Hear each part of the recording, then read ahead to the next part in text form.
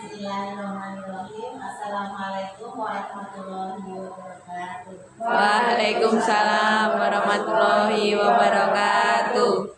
Yang saya hormati Ibu Kepala TK Mulur di Desa Bengkol, yang saya hormati teman-teman guru PAUD se-Kecamatan Jatiroto.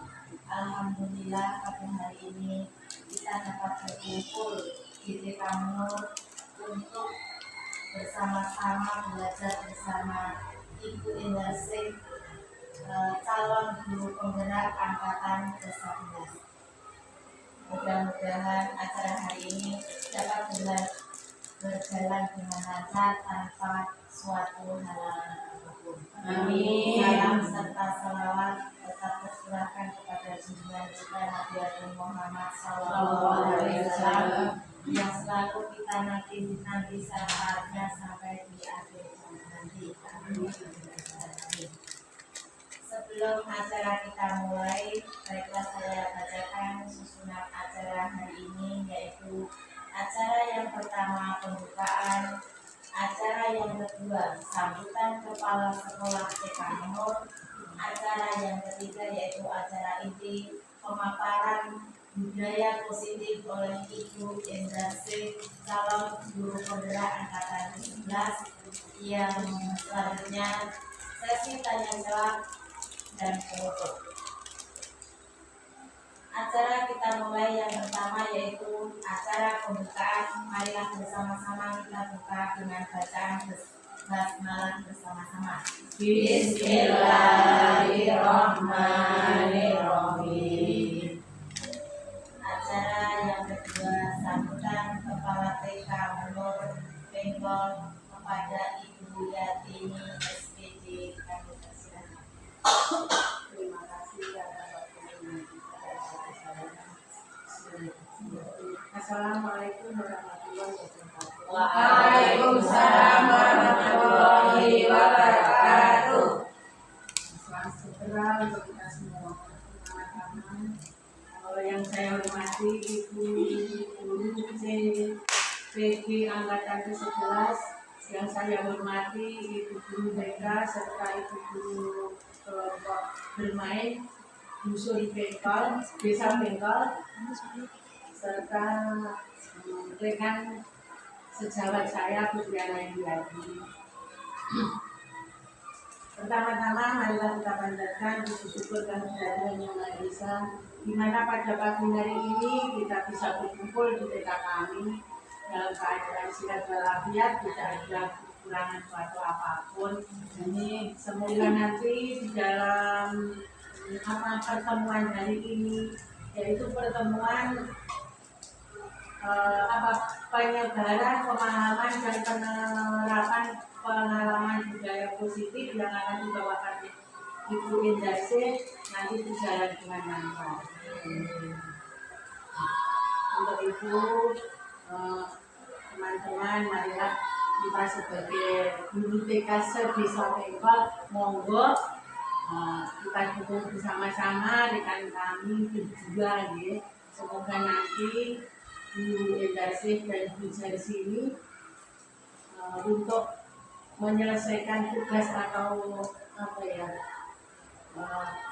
program guru penggerak nanti bisa lancar dan tidak ada halangan suatu apa, terus kedepannya nanti hasilnya Bu Indah sama Bu Jarsi ini bisa diimbaskan ke TK kita masing-masing.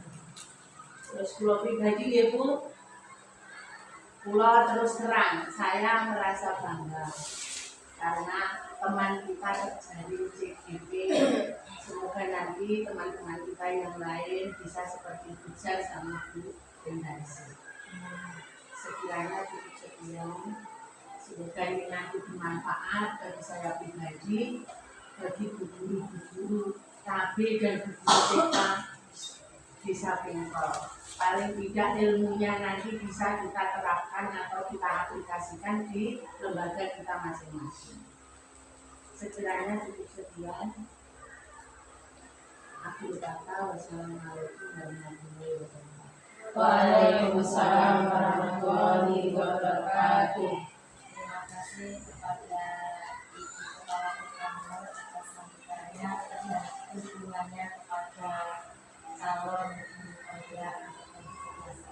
Kita lanjutkan acara yang ketiga, yaitu acara inti pemaparan budaya positif yang akan disampaikan oleh calon guru penggerak kita, yaitu Ibu Indarsi. Waktu dan alas Ini ya Bu. Assalamualaikum warahmatullahi wabarakatuh. Waalaikumsalam warahmatullahi wabarakatuh. Alhamdulillah, pertama-tama mari kita panjatkan puji syukur kehadirat Allah Subhanahu wa taala yang mana hari ini kita diberi kesempatan untuk berkumpul di lembaga TK Menur tanpa halangan suatu apapun. Amin. Yang terhormat Ibu Kepala Sekolah TK Menur, Ibu Kartini. Yang saya hormati rekan-rekan guru PAUD dan TK Sekecamatan Jatiroto. Terima kasih telah meluangkan waktunya untuk belajar bersama berbagai praktik materi yang saya dapatkan selama mengikuti CKD ini, Bu. Khususnya pada modul 1.4 yang berjudul budaya positif. Dari materi ini Ibu sudah ada yang pernah mendengar tentang budaya positif, Ibu?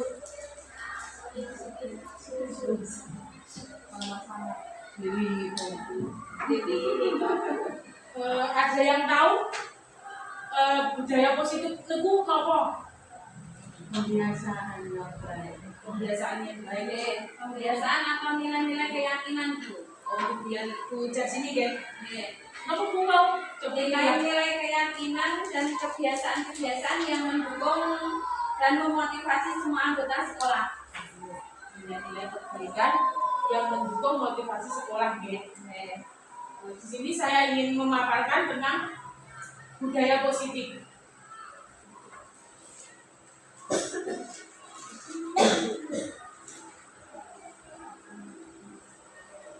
Budaya positif di sini, budaya positif merupakan perwujudan dari nilai-nilai atau keyakinan universal yang diterapkan di sekolah.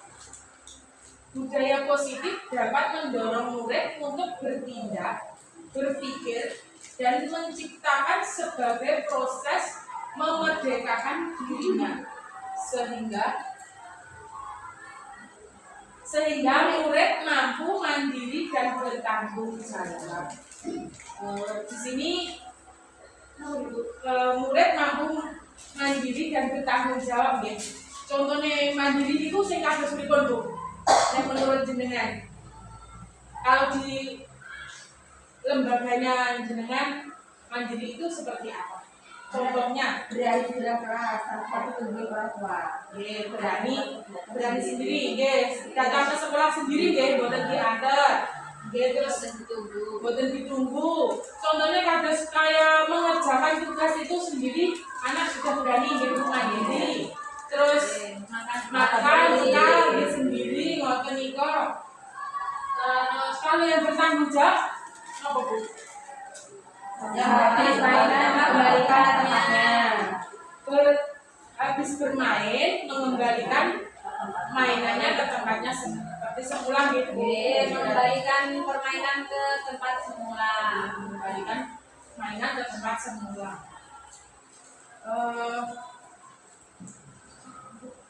Nah, di sini ada konsep inti budaya positif.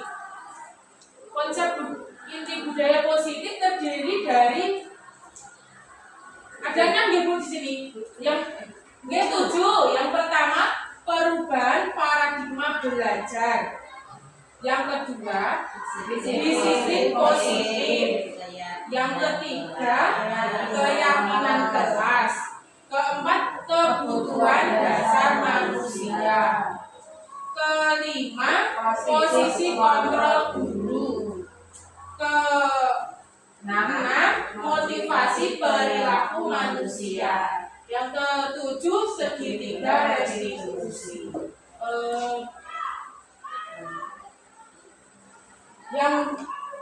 Yang dimaksud dengan perubahan paradigma itu saya kategori penduduk dengan mungkin ada yang tahu cara pandang kita ke metode atau strategi belajar, cara pandang kita. Cara pandang kita strategi pembelajaran gitu. Kalau disiplin positif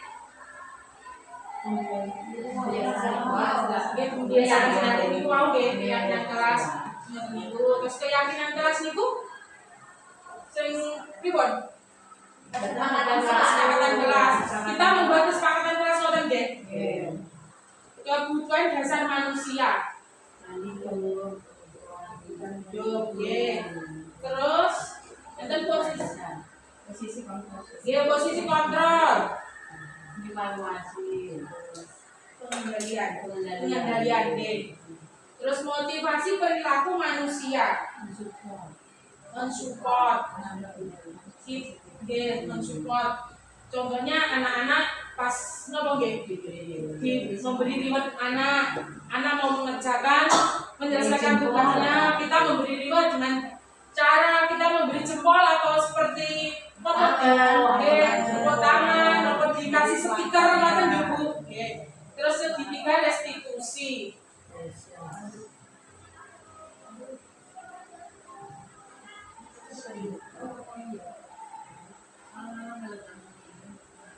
Paradigma belajar.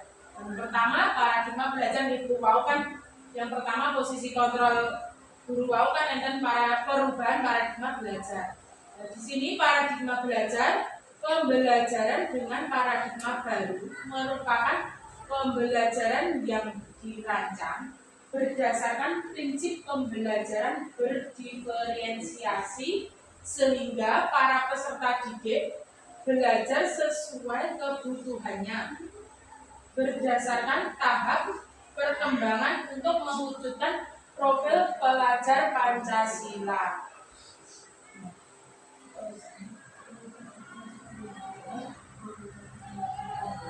Profil pelajar Pancasila itu ada apa saja Bu?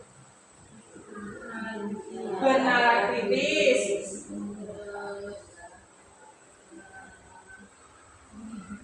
sama Bu, bertakwa kepada Tuhan Yang Maha Esa, terus kebinaan belajar, mandiri, inovatif, bergotong royong. Nah, di sini profil pelajar Pancasila yang pertama beriman bertakwa kepada Tuhan Yang Maha Esa dan berakhlak mulia. Yang kedua berkebinekaan global. Yang ketiga ada mandiri. Yang keempat ada bergotong royong. Kelima bernalar kritis. Keenam kreatif. Ya, di sini yang disebut dengan beriman dan bertakwa kepada Tuhan itu sing kados napa Bu? Ya, kebiasaan seperti kita ya, berdoa sebelum kegiatan. Kegiatan dengan budi pekerti dan moral. Contohnya kita setiap pagi kan kebiasaan ya Bu, kita berdoa sebelum kegiatan, terus kadang memberi salim dengan guru atau guru yang lain, ngoten nggih Bu.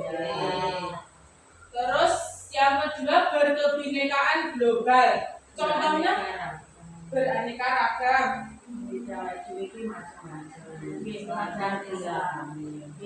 Murid kita itu bermacam-macam gitu. Maksudnya latar belakang itu berbeda-beda. Karakter anak juga berbeda. Terus yang ketiga ada mandiri. Mandiri di sini anak kreatif sudah bisa melakukan kegiatan mengerjakan sendiri, terus boten ditunggoni kalih orang tuane mulai ngoten nggih Bu. Terus bergotong royong yang keempat bekerja sama. Anak mau bekerja sama dengan temannya saat bermain mengerjakan tugas. Kadang anak kan enten sing boten pensil ngoten niku. Anak meminjami itu termasuk gotong royong gitu. Terus keempat keempat, bernalar kritis. Mampu menyelesaikan masalah. Anak mampu menyelesaikan Masalahnya sendiri. masalahnya sendiri. Ngoten nggih. Maksudnya masalahnya sendiri itu contohnya apa nggih? Aku ki nek ngene iki bener ora? Nggih. Contohnya maksudnya saya punya masalah, maksudnya mengerjakan tugas nopo bermain peran ngoten niku. Maksudnya kula iki nek ngeten iki bener kok ora ngoten nggih Bu. Nggih, terus yang keenam enten kreatif. Kreatif di sini menurut ibu-ibu pripun? Sing kados pripun? Contohnya pripun nek biar nggih. Umpamanya ibu guru memberi tugas, anak-anak hari ini kita menggambar ya, temanya umpamanya bendera merah putih dalam rangka Kemerdekaan. Ya, kalau anak yang kreatif, mesti lagu Diva ini gambar bendera toh. Ada yang gambar umbul-umbul, ada yang gambar lampu, ada yang gambar tulisan 17 Agustus, muncul dengan sendirinya. Nggih, leres. Sinten Itu namanya kreatif nggih Bu. Mungkin di lembaganya ibu-ibu nggih enten sing kados ngoten niku muridé. Ada. Berarti kan anak kan kalau disuruh menggambar, contohnya menggambar temanya apa saja. Nanti contohnya kalau kan ini kan suasana masih 17-an ya Bu. Anak-anak disuruh menggambar bendera contohnya. Dikasih orang, gambar orang dengan hormat, terus menggambar bendera itu enggak cuma satu nggih Bu, kadang bentuknya bermacam-macam. Ada yang gambar Ada yang gambar lomba, terus dikasih lampu-lampu ya seperti yang ada di jari-jari itu nggih Bu. Ada ngoten niku. Ya selanjutnya.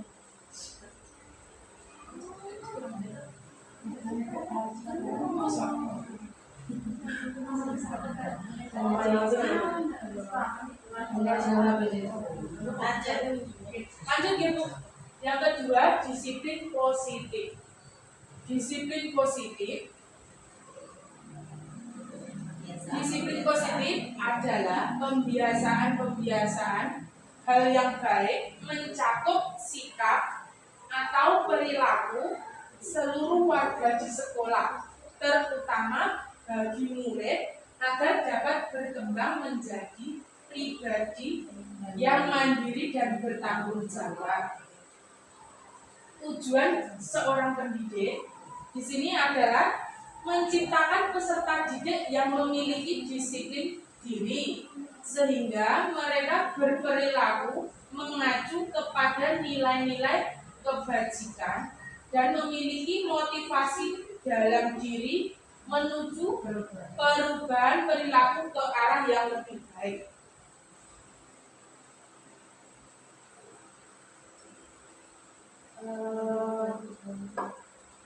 Pembiasaan-pembiasaan hal yang baik itu mencakup sikap atau perilaku seluruh warga di sekolah gitu. Contohnya mandiri wau yang kita sampaikan di depan wau gitu, mandiri. Contohnya wau yang mau Bu. Menyelesaikan tugas Menyelesaikan tugas wau, terus tangan jarak sendiri. Dari wau nggih. Terus tanggung jawab jadi wau, anak mau mengerjakan tugas sendiri, terus anak mengembalikan mainannya ke tempatnya ngoten niku wau.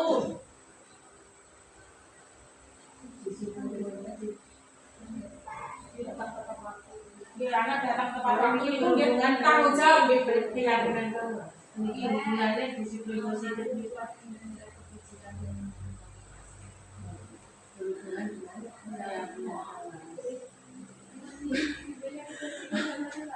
memiliki nilai-nilai kebajikan dan motivasi ya Bu dalam diri menuju perubahan perilaku yang ke arah yang baik ya. Terus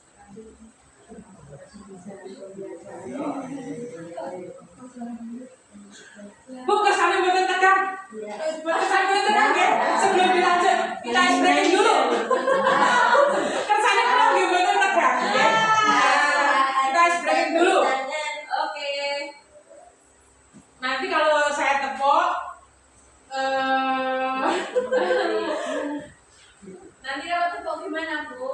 Bu gini ya. Tepuk tangan tertawa 3 kali. Tepuk tangan tertawa 2 kali. Monggo semua. Tepuk tangan tertawa 3 kali. Tepuk tangan tertawa 2 kali. Tepuk tangan tertawa 3 kali. Tepuk tangan tertawa 2 kali. Tepuk tangan tertawa 1 kali. Tangan tanpa sumpah. Nih, tepuk tangan. Sampai. Tepuk tangan. Kan saling bermain. Nyanyi sih lu. Ini pon relax. Nyanyi. Boleh, ajeng nyanyi napa mungkin Bu? Jasini. Mau memberikan ice breaking Bu Jasini? Monggo, tak persilakan Bu sebelum saya melanjutkan presentasi. Nanti saja Bu. Oke. Nanti sudah bisa speaking. Oke. Tak tunggu nggih Bu nanti ice breakingnya dari Bu Jasini. Ya. Yang ketiga, di sini ada kebutuhan dasar manusia.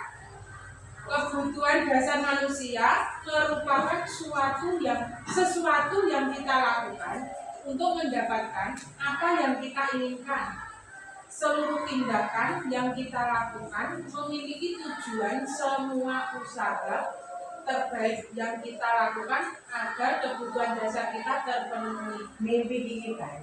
Contohnya seperti apa Ibu? Mimpi Kita nggih. Iya. Mimpi saya kabeh pripun Bu? Mimpi kita. Ya. Mungkin Bu Andi mimpi yang seperti apa Bu? Perusahaan yang saya Memimpikan murid TK itu menjadi sesuatu yang Super di sini Bu Andi memimpikan muridnya suatu saat nanti setelah lulus dari TK itu Jadi anak yang sukses. Pokoknya mimpi kita lah ya. Kita memimpikan murid kita suatu saat nanti bisa sukses. jadi sukses ya Bu. Iya. Sama dari kita itu. Yang keempat,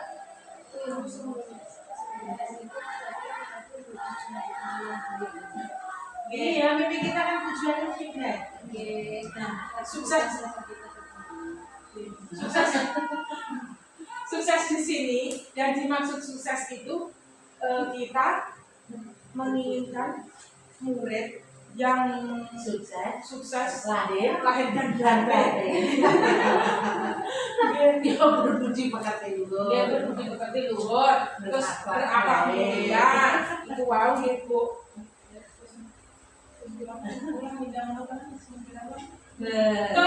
Di sini ada kebutuhan dasar manusia. Murid. Cici apa murid? Kebutuhan dasar manusia yang pertama bertahan hidup. Yang kedua kasih sayang dan rasa diterima. Yang ketiga kekuasaan. Yang keempat kebebasan. Yang kelima kesenangan.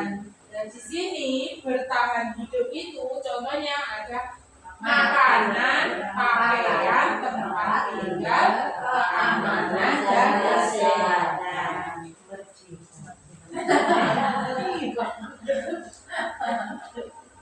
Contohnya seperti apa Bu? Maksudnya makanan dan pakaian itu? Jadi yang kita butuhkan sehari-hari, Kita kenapa kita tetap murid? biar kita tetap menyala Bu. Iya. Menyala. Pakaian bisa menutupi aurat kita. Tempat tinggal ya sing Sekolah cocok. aman ini. Aman yang sini Aman, nyaman. Nyaman, tidak terintimidasi. Yang kedua di sini ada Kesehatan juga terlayani. yang kedua kasih sayang dan rasa diterima. Nah, Nyaman. Nyaman. Kasih sayang. Kasih sayang murid. Nyaman Kalau di sekolah anak-anak Sudah ngasih ngelolok. Nggih, berarti anak kalau di sekolah itu merasa nyaman di pembuatan yang Beda-beda. Tidak membeda-bedakan anak di sekolah itu. kita menganggap anak itu semua sama. ya. Walaupun anak itu tidak bisa, belum bisa, bukannya tidak bisa, belum bisa, mungkin mengerjakan yang ini, terus anak yang satunya sudah bisa. Kita itu tidak boleh membeda-bedakan ini, Bu. Kita samakan semua. Walaupun kan anak memang karakter anak kan ya bermacam-macam, beraneka ragam, berbeda-beda. Betul, Bu. Anak itu nggak sama. Kalau beneran bisa ngomong. Kita sebagai guru, sebagai pendidik harus bisa menerima kekurangan anak gitu. Terus melayani. Kita harus bisa melayani anak, walaupun anak-anak itu belum bisa, boten podo kepandaiannya, kita tetap harus sama memperlakukan melayani anak gitu. Yang ketiga ada penguasaan harga diri, keinginan untuk dianggap memimpin, berprestasi, diakui dan didengarkan. Penguasaan.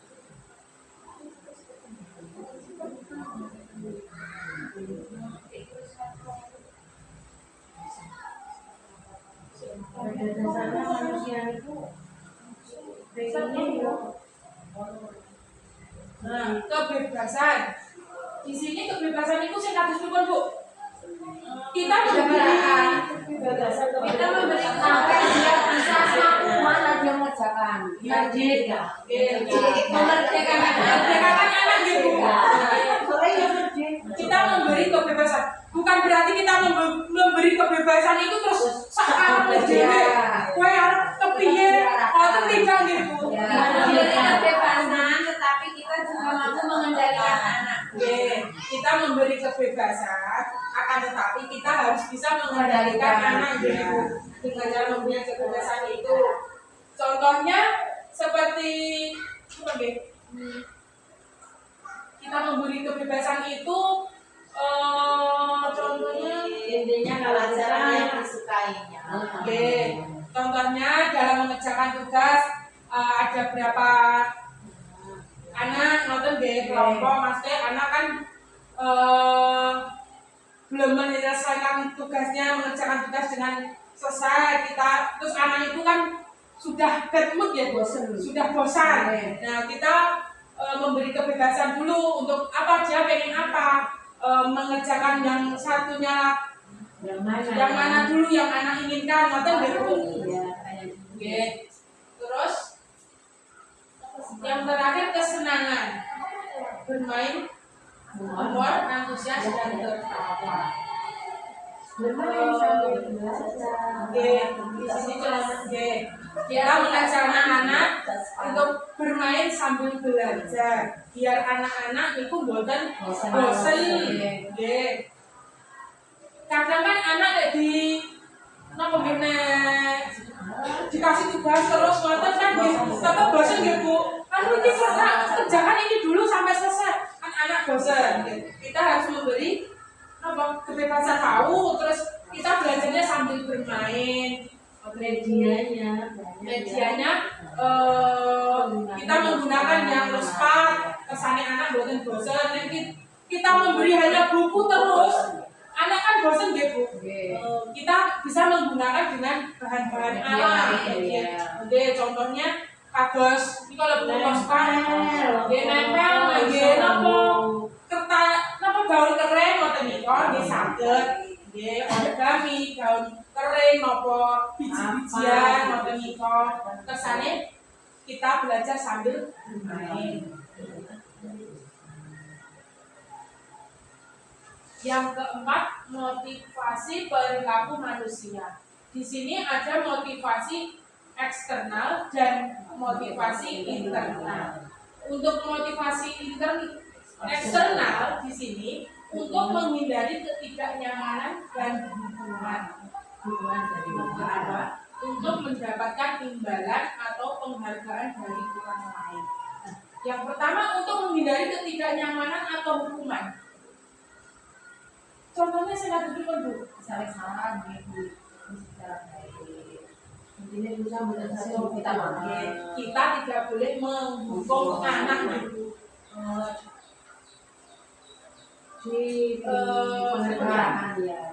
Kita harus mengarahkan, kita tidak boleh memberi hukuman ke anak. Kalau anak itu, misalkan anak itu ada yang berantem dengan temannya,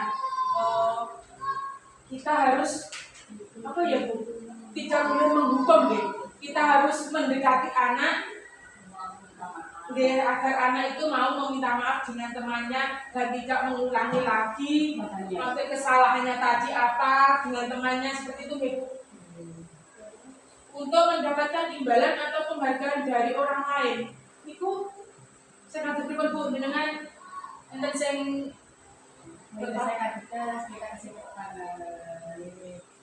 kita anak, misalkan anak mengerjakan tugasnya sudah selesai, kita memberi reward dengan memberi semangat, Bukan saksi. Nah, jadi dan ini kan elemen belajar. Ya, elemen itu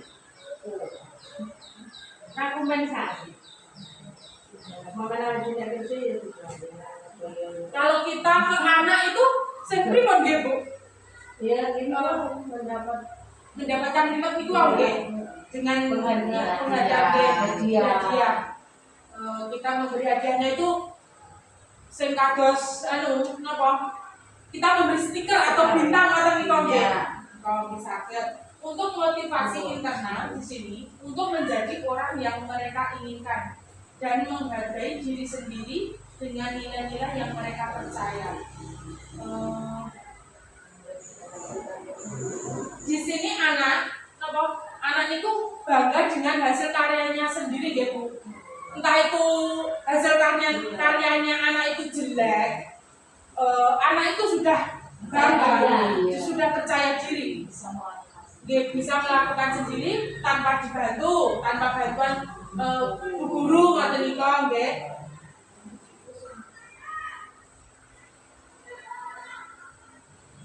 Di sini kebutuhan dasar manusia. Kebutuhan dasar manusia itu enten hukuman, konsekuensi, restitusi. Hukuman di sini ada yang pertama tidak terencana atau tiba-tiba. Yang kedua, murid tidak tahu apa yang akan terjadi. Yang ketiga, bersifat satu arah. Yang keempat, berupa hukuman fisik atau psikis. Hukuman tidak terencana, hukuman tidak terencana atau tiba-tiba. Iku ke Ya tidak terencana Bu, soalnya kan kalau misalnya ada anak itu dan secara tiba-tiba misalnya berantem atau rebutan mainan atau berebut apa sama temennya kan otomatis kan secara spontan gitu. Anak-anak berebut mainan waktu niku nggih berantem kali temennya niku nggih termasuk niku nggih spontan itu nggih. Murid tidak tahu apa yang terjadi. Akibatnya sosok ngerti. Nah, untuk konco bilang kok kepiye anak tidak tahu kalau kita itu maksudnya berantem kali temennya. Anak tidak terpikirkan nanti itu akibatnya apa. Dia itu memukul temennya, akibatnya nanti seperti apa? Anak tidak tahu gitu, belum memahaminya. Bersifat satu arah, itu bersifat satu arah. Ada kejadian kesalahan, guru dan guru yang meneruskan. Di sini contohnya seperti anak itu waktu berantem itu kita sebagai pendidik harus meluruskan. Maksudnya meluruskan itu memberi tahu, memberitahu agarnya kok. Kalau berantem itu salah, tidak baik. Itu akibatnya seperti apa?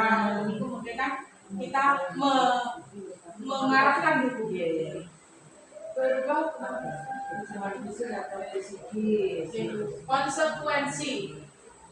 Konsekuensi di sini yang pertama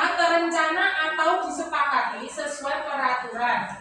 Yang kedua, murid tetap dibuat tidak nyaman. Tiga, sikap guru selalu memonitor murid. Terencana atau disepakati sesuai peraturan. Katakan kelas. Contohnya kesepakatan kelas. Nah, saat anak berantem dengan temannya, kita menanyakan, maksudnya itu Baik apa tidak? baik apa tidak melanggar kesepakatan kelas itu, seperti itu gitu. Karena kita dan memaafkan. saling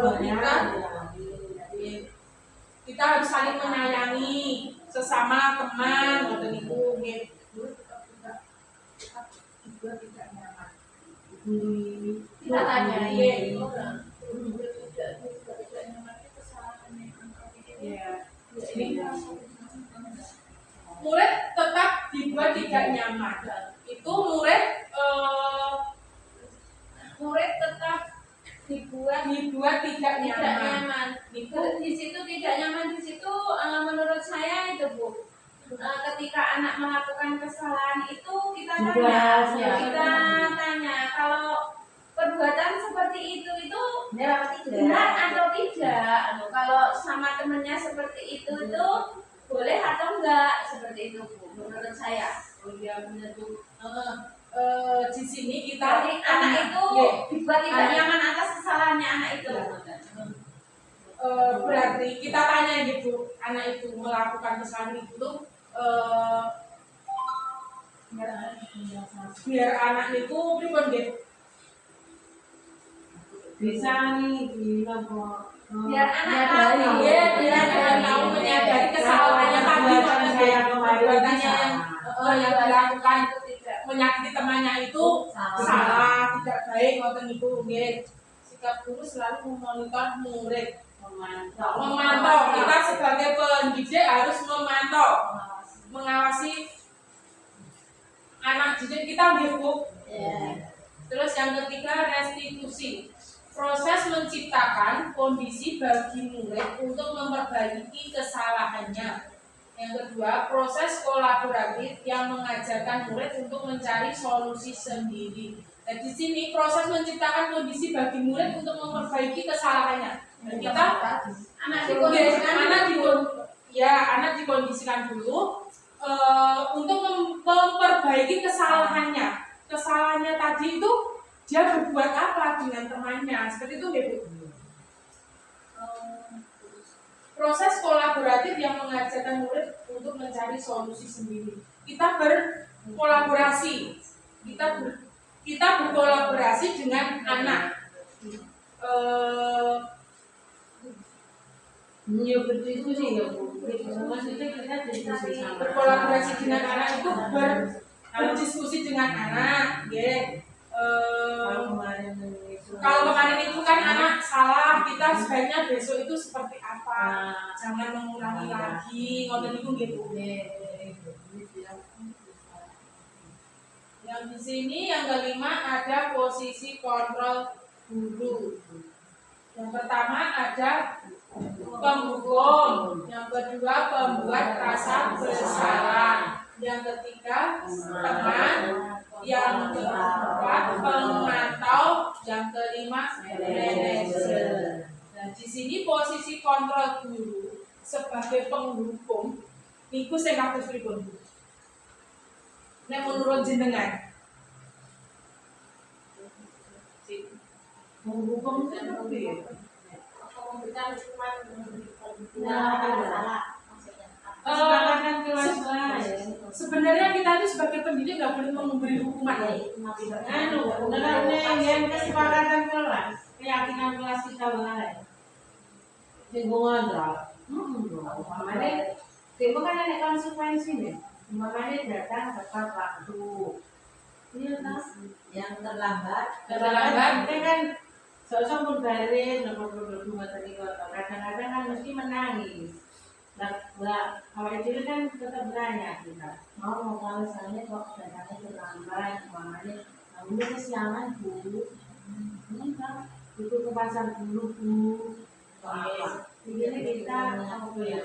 Ya kita di sini sebagai penghukum Tidak boleh tidak boleh memberikan hukuman kepada anak ya Bu. Walaupun anak itu datang ke sekolah terlambat, gitu itu sebagai monitor tapi ya Bu, komando. kita tidak boleh memberi hukuman. Iya. Terus yang kedua, membuat rasa bersalah. Anak jangan dibuat salah. Anak itu jangan dibuat salah. Walaupun anak itu Datangnya terlambat, kita punya alasan. pasti anak punya alasan sendiri ya Bu. Kenapa tadi datangnya terlambat begitu. Tapi kita untuk membuat rasa bersalah itu ke anak didik kita dengan apa ya Bu, nada bicara atau dengan kata-kata yang enak, halus. Jadi kita Tapi menyentuh anak kalau dia itu terlambat, misalnya terlambat dia itu terlambat. kita harus berbicara dengan nada rendah ya Bu, lemah. Tidak boleh tidak boleh. Kenapa kamu datangnya terlambat? Seperti itu kan tidak boleh ya Bu. Artinya kita harus berbicara dengan Tapi ada teman yang tipe kalau tekan bisa jadi lagi ya. ya, walaupun kita berbicara dengan nada lembut, tapi kita sebagai pendidik juga harus menekankan untuk besok itu jangan datang terlambat, untuk tidak mengulanginya lagi. Terus teman di sini kita sebagai pendidik bisa menjadi teman untuk anak gitu. Besti. Seperti yang jadi kalau anak itu bukan ya,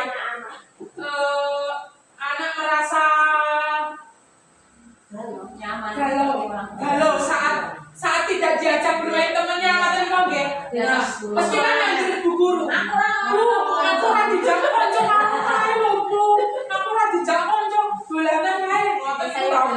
Berarti kita sebagai pendidik harus bisa menjadi teman gitu. Oke. Terus yang keempat ada pemantau. Di sini kita sebagai pendidik harus bisa memantau anak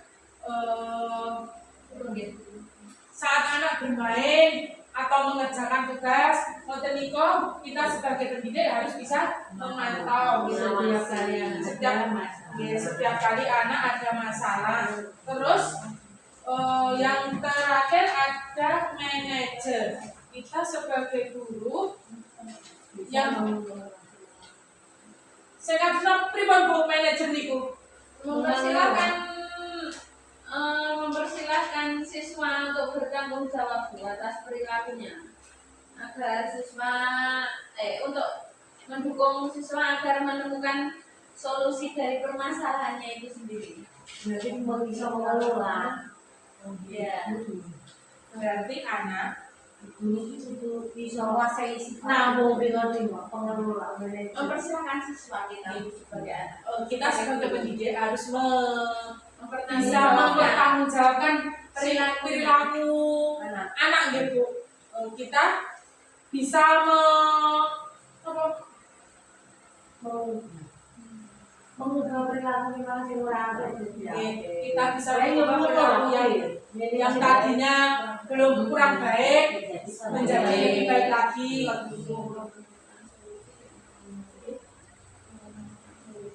Yang belum menemukan solusi, kita mencari solusinya. Sebenarnya ini murid anu putu dua Bu. Niki gurune tesih mencari solusi. Bisa jadi manajer. Piye carane kayak iki gelem nganggo seragam. Lantas tekok karo bae. Bu niki pripun niki carane ngeten mawon Bu jenengan diskusi kali Mbak Dia. Mbak Dia itu kan nyopai hadiah apa pripun tapi sing menyampaikan Bu.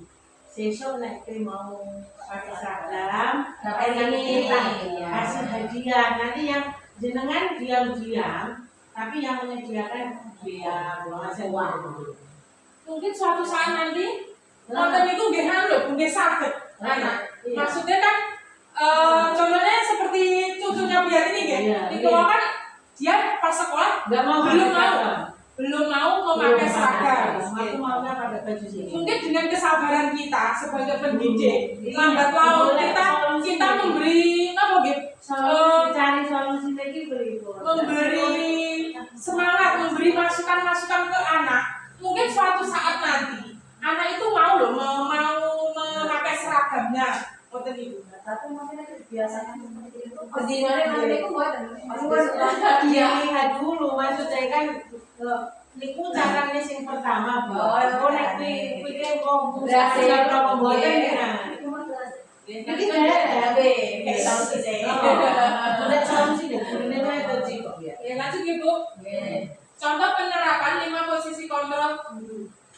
Di sini untuk kasusnya murid tidak mau mengerjakan tugas yang diberikan guru. Di sini guru penghukum berdiri dengan sebelah kaki di depan kelas. Kedua, pembuat merasa bersalah. Sekian kali ibu sudah ingatkan, kamu senang ya melihat ibu terus-terusan bertindak seperti ini. Murid tidak mau mengerjakan tugas yang diberikan guru ibu. Kadang kan anak bosan, malas. Kita memberikan tugas dengan buku atau lembar kerja. Waktu itu kan mesti anak nggak bosan gitu. Anak tidak mau mengerjakan. Kita capek, mengeluh capek, terus kita memberi hukuman itu dengan berdiri satu kaki di depan papan tulis atau di depan kelas waktu itu gitu. Sebenarnya kan itu tidak boleh. Kita tidak boleh menghukum anak seperti itu. Kita cari solusinya. Bagaimana kegiatan itu senang tidak sini ya, sini apa. Kalau anak merasa bosan, kita memberi semangat, terus kita memberi kesempatan anak untuk melakukan kegiatan yang lain yang dia sukai, betul. Yang kedua, membuat rasa bersalah. Kadang kan kita gitu, sok-soknya spontan dia Bu, ngomongnya rada bandar, ngoten itu. Kesekian kalinya ibu mengingatkan, anak sudah diingatkan, tapi anak tetap saja salah melakukan kesalahan.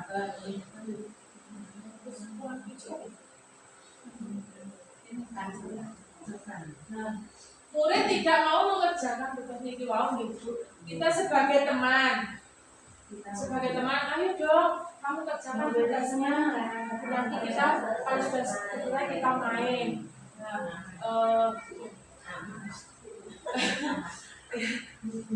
Kita sebagai teman, gitu.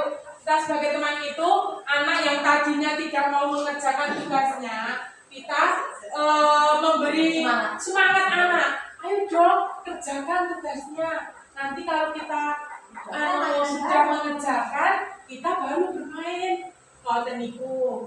Terus pemantau, sebagai pemantau, kamu sudah melakukan kesalahan dan sudah mengetahui konsekuensinya. Sekarang selesaikan dan segera kumpulkan. Anak-anak itu kalau melakukan kesalahan, maksudnya mengerjakan tugas kan belum selesai. Anak itu tahu konsekuensinya apa kalau dia tidak mau menyelesaikan pekerjaannya atau tidak mau mengerjakan tugasnya. Di sini yang terakhir ada manajer. Apakah kamu tahu kesalahanmu, keyakinan kelas apa yang kamu langgar dan apa yang akan kamu lakukan untuk menyelesaikannya? Nah, kita sebagai pendidik kita harus mencari tahu kesalahannya anak itu apa. Kita tanya kesalahannya anak itu apa. Terus kita menanyakan keyakinan kelasnya itu apa saja, yang dia langgar. Contohnya kalau ya, apakah itu boleh dilanggar apa tidak keyakinan kelas itu. Sini ada posisi kontrol restitusi. Posisi kontrol restitusi diantaranya kelima posisi kontrol tersebut sebaiknya seorang guru menggunakan posisi kontrol manajer. Kita sebagai pendidik yang paling utama kita menggunakan atau memposisikan kita sebagai manajer gitu. Terus Di sini posisi kontrolnya ada sebagai manajer, guru dapat berbuat sesuatu bersama murid, mempersilakan murid bertanggung jawab dan mendukung murid agar dapat menemukan solusi. Terus yang posisi kontrol restitusi, selain itu posisi manajer mengacu pada restitusi yang dapat dijadikan murid sebagai manajer bagi dirinya sendiri, sehingga dapat tercipta identitas positif pada diri murid. 6. Keyakinan kelas. Keyakinan kelas merupakan kesepakatan kelas yang dibuat bersama guru dan murid dengan harapan dapat meningkatkan kedisiplinan murid. Keyakinan kelas berupaya pertanyaan universal yang dibuat dalam bentuk positif bersifat abstrak. Keyakinan kelas hendaknya tidak terlalu banyak sehingga mudah diingat dan dipahami. Semua warga sekolah ikut berkontribusi dalam pembuatan keyakinan kelas lewat kegiatan mengutamakan pendapat. Di sini kita mungkin di lembaga ibu-ibu ada yang sudah membuat keyakinan kelas. Kita kalau membuat keyakinan kelas atau kesepakatan kelas itu dengan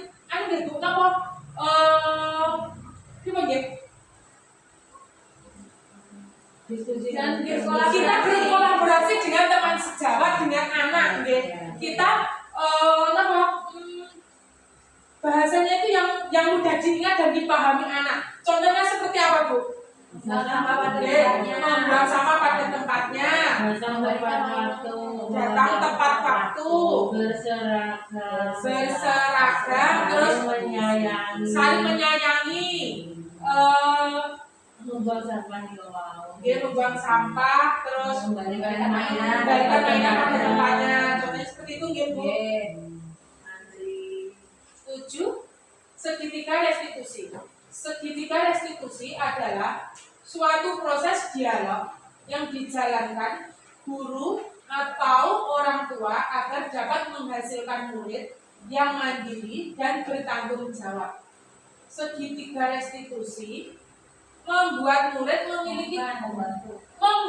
murid memiliki tujuan disiplin positif dan memperbaiki dirinya setelah berbuat salah. Segitiga restitusi bukan untuk menembus kesalahan, namun untuk belajar kesalahan.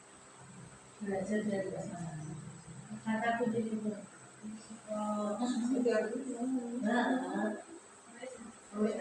Nah, segitiga restitusi di sini ada validasi tindakan yang salah.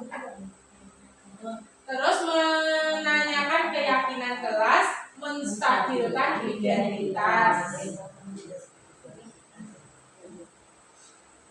Menstabilkan identitas, yang pertama, berbuat salah itu manusiawi. Biasa gitu. Kalau berbuat salah itu manusiawi, bukan buat sempurna gitu. Tidak ada manusia sempurna gitu. Tidak ada manusia itu sempurna. Bapak Ibu, yang ketiga, Bapak Ibu juga pernah melakukan kesalahan seperti itu. Iya. Benar gitu. Saya sebagai pendidik mungkin pernah melakukan kesalahan seperti itu. Sebagai murid pas dulu. Pas dulu waktu mungkin waktu saya masih TK atau Juga seperti itu. Melakukan kesalahan seperti itu. Yang keempat, Bapak Ibu tidak akan mencari siapa yang salah, tetapi Bapak Ibu akan mencari solusi untuk permasalahan ini. Kita tidak mencari siapa yang salah, ya Bu. Kita tidak boleh memojokkan, kita tidak tahu siapa yang salah. Yang kelima, kamu berhak merasa begitu. Validasi tindakan yang salah. Nah, di sini validasi tindakan yang salah. Yang pertama, kamu pasti punya alasan mengapa melakukan itu. Dan kita bertanya, kenapa kamu melakukan itu? Saat berantem, jika aku kasih berhenti nangis. Terus yang kedua, padahal kamu bisa melakukan yang lebih baik dari ini ya.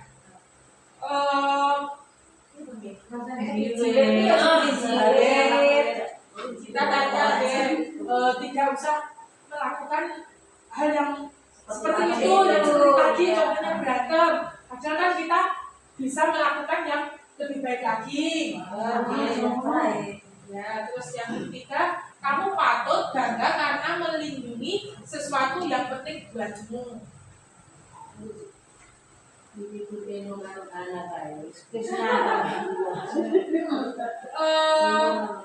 Menanyakan keyakinan kelas. Di sini menanyakan keyakinan kelas itu apa saja keyakinan kelas kita. Nah, kita bertanya, kita menanyakan ke anak didik kita, ke murid kita, kesepakatan kelas apa yang sudah dibuat, terus apa kesepakatan kelas yang kamu langgar tadi. Seperti itu ya Bu. Contohnya saat anak berantem tadi berebut mainan atau yang memukul temannya tadi. Tidak berteman itu, tidak menyayangi.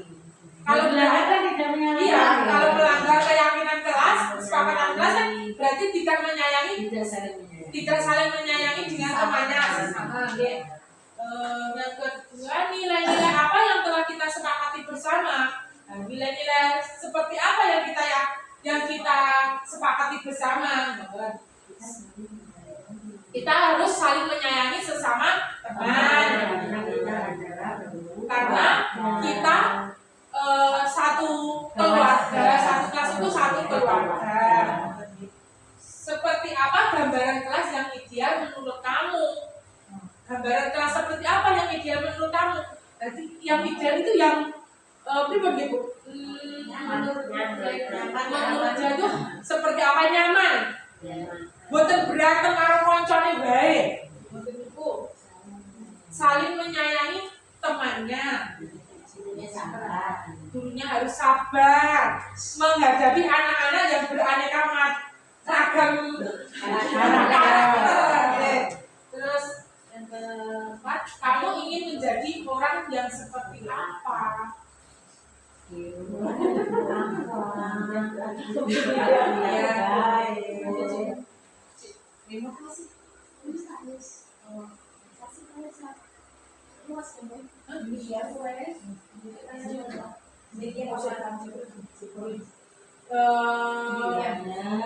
Demikian pemaparan saya tentang diskriminasi budaya positif. Terima kasih Ibu sudah datang ke lembaga saya, dan apabila ada kekurangan saya dalam menyampaikan materi, kurang lebihnya saya mohon maaf Ibu. Akhir kata, wassalamualaikum warahmatullahi wabarakatuh. Waalaikumsalam warahmatullahi wabarakatuh. Demikian tadi pemaparan budaya positif yang disampaikan oleh Ibu Indrasih calon guru penggerak angkatan 11 yang begitu gamblang dalam pemaparannya. Mungkin dari ibu-ibu PAUD dan TK peserta belajar bersama hari ini ada yang mau bertanya, monggo. Sekarang waktu sesi tanya jawab. Bu, ya, perkenalkan nama saya Triana Lilianti dari TK Menur. Saya ingin mengajukan pertanyaan terkait dengan pemaparan dengan budaya positif yang dipaparkan Bu Indah tadi. Yang pertama, bagaimana caranya untuk membuat keyakinan ini menjadi terlaksana? Iki kalau langsung jawab apa gitu? Nopo sebenarnya boleh kesane. Betul kalau langsung jawab apa? Dan betul lali kalau mungkin ditamu mandek lali kalau. Tadi Bu Ana bertanya bagaimana caranya untuk membuat keyakinan kelas Bisa ini menjadi laksana. terjadi. Terus sambil duduk betul apa caranya? Caranya mungkin agar keyakinan kelas kita bisa diterapkan bersama. Yang membuat keyakinan kelas itu siapa? Peraturan akan lebih efektif apabila peraturan itu dibuat bersama-sama. Dia dibuat bersama-sama orang yang menjadi peraturan di sekolah. Artinya kita buat bersama-sama itu dengan murid atau kesepakatan kelas itu mungkin berikut mana buat jelas nomor Selanjutnya, saya mau tanya. ya Bu Mariani Nama saya Karyani dari Kami dan Bersakti. Saya ingin mengajukan pertanyaan terkait dengan budaya positif. Mengapa budaya positif di sekolah penting? Budaya positif di sekolah penting karena mengapa budaya positif di sekolah penting? Ini kemarin tuh jam Bu. Gak penting itu apa harus itu nanti Karena punya aja Bu.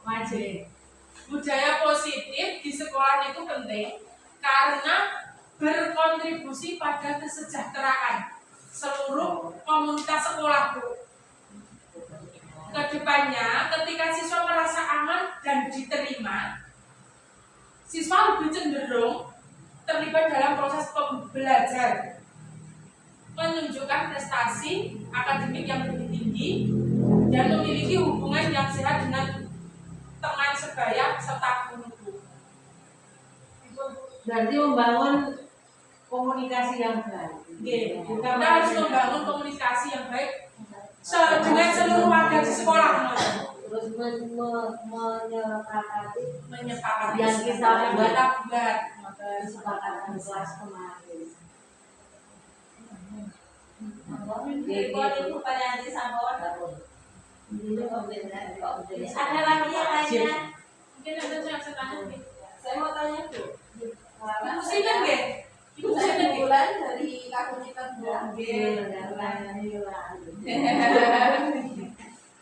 Saya menanyakan terkait dengan yang dipaparkan oleh Bu Indah tentang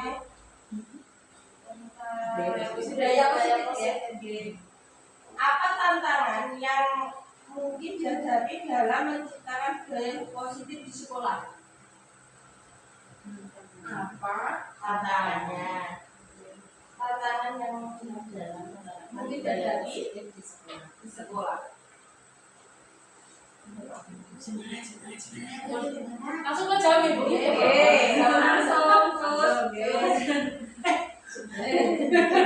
Apa saja tantangan yang mungkin dihadapi untuk menciptakan budaya positif di sekolah? Untuk menciptakan budaya positif di sekolah itu, di sekolah tidak selalu mudah dan dapat menghadapi berbagai tantangan. Salah satunya tantangan utama, tantangan utama perbedaan latar belakang dan nilai-nilai dari anggota komunitas, dari komunitas sekolah yang beragam. Selain itu, perubahan budaya,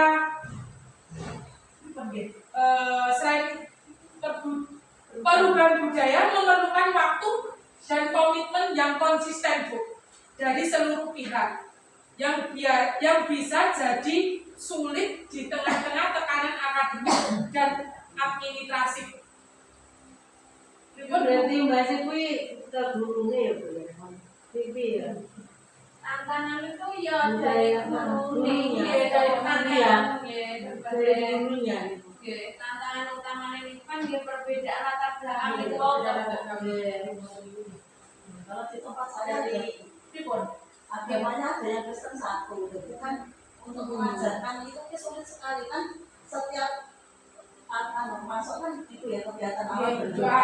berdoa. Nah, kadang anaknya juga pengen ikut, kadang kan mendengarkan saja kan anak itu sudah dipaham ya, Iya, sudah paham, iya. jadi ya waktu mau ikut, terus teman-teman kadang dia dilipor-lipor maksudnya nggak lipor kan, yang Kristen satu, yang Islam Semuanya Islam, satu yang bingung. Berarti terus tiga kita banding mengajarkan satu. untuk Arab, maksudnya Arab tamat itu kan ya, kadang ada seagama itu ya pengen ikut, pengen mulai seperti temannya, tapi bingung, jadi kalau kita mencari celah-celah ya waktu dia nggak masuk, baru mengajarkan itu. Maksudnya anu Bu, dengan beri kesempatan gini. Kalau kita kan pas berdoa ya, untuk berdoa ya, umpamanya kan anak-anak ini kita berdoa dulu ya, iya Bu. Untuk Mas Al yang sudah maksudnya yang agamanya mohon maaf lain, nanti Mas Al berdoa untuk anak. Kadang tapi anak kan kita dulu kalau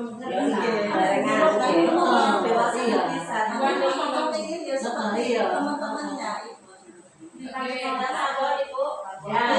yang mau bertanya lagi? Perkenalkan, nama saya Fitriana dari KB Belajar Sakti. Saya ingin mengajukan pertanyaan terkait dengan budaya positif.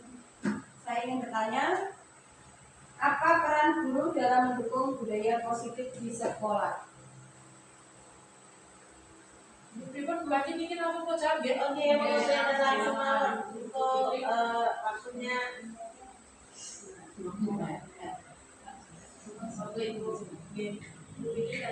Apa peran guru dan dalam mendukung budaya positif ya Bu?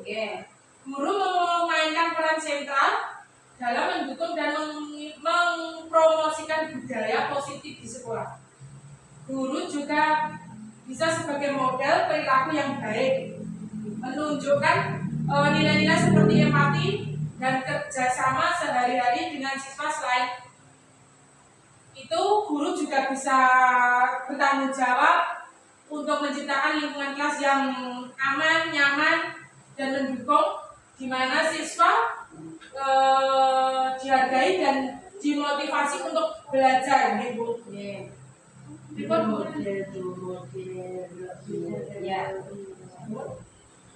ada lagi nggak bisa.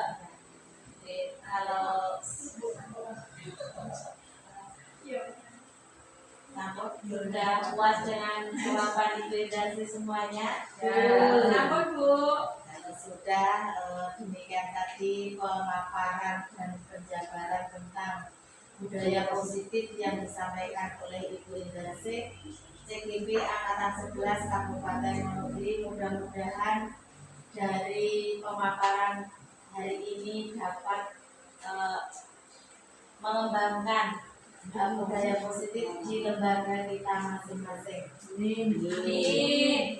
Selanjutnya mungkin pertemuan hari ini cukup sampai sini. Ada salah dan kelirunya dari kami, mohon maaf.